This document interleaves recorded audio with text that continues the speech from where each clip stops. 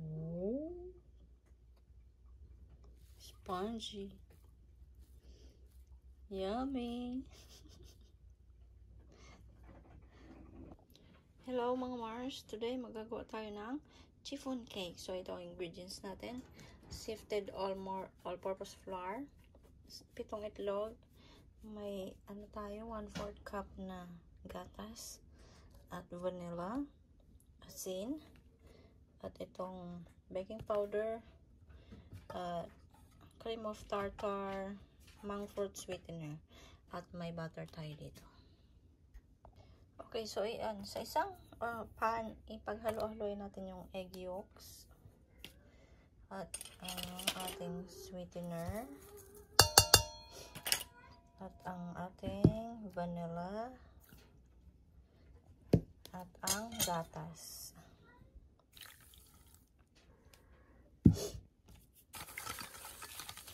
Ayan.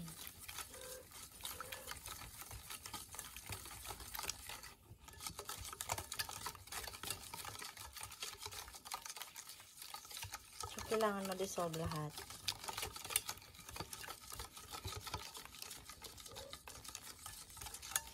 At ihalo na din pala natin ang butter. Ayan.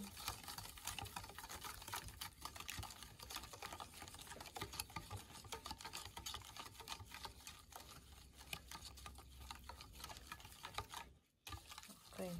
So, next step ay paghaluin natin yung dry ingredients.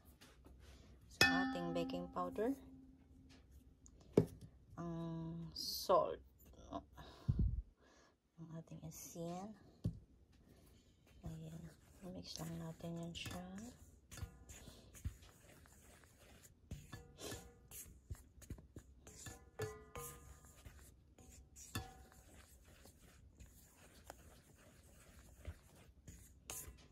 Ayan.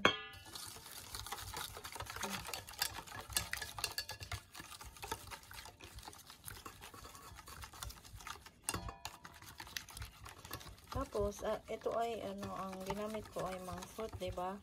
Para no sugar added siya. Gagamitan ko din siya ng, ito, stevia, pag hindi siya matamis. Ayan, tapos pagsama-samahin lang natin siya.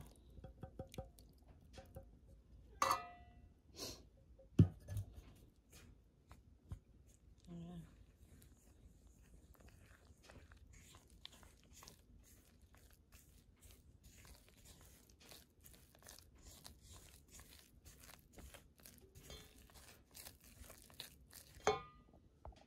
Okay, so ayan mga Mars, dinagdagan ko siya ng 3 scoop na ganito ng stevia kasi parang matabang siya. Ayan, oh. Okay, so next step na gagawin natin ay itong tawag nun, egg white. Lagay ko na ang cream of tartar. Tapos i-add natin yan.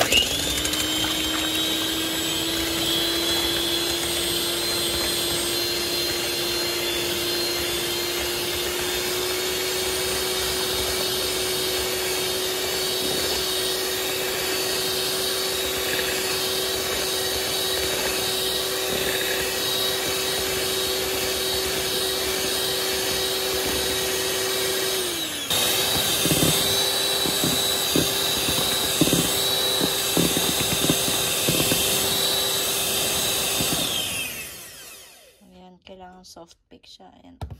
So, ready na to. Ayan. So, ngayon, ang next step natin ay haluin natin siya.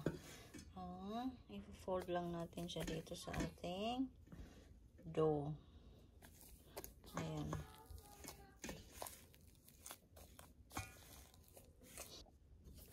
So, ayan na siya mga Mars.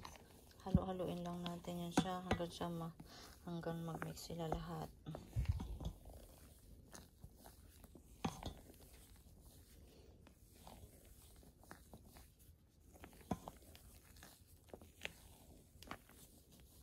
Kaya pala ang Kaya palang chiffon cake ay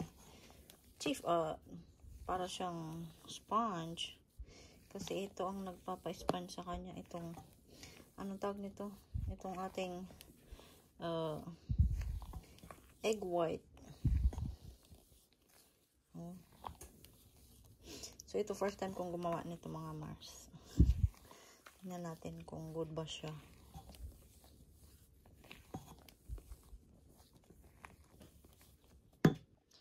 Okay, so ayan, finish na yata itong mga Mars. Ngayon, isalin na natin siya dito sa ating molder baking pan.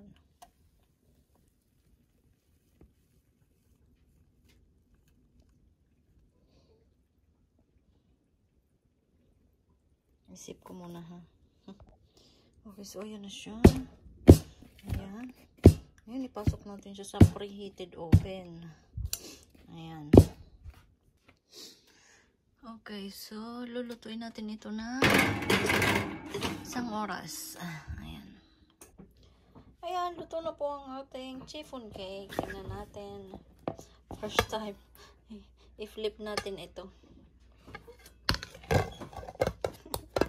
Ayan. Uy, ang ganda. Pretty! Wow! Ayan, hiwain na natin.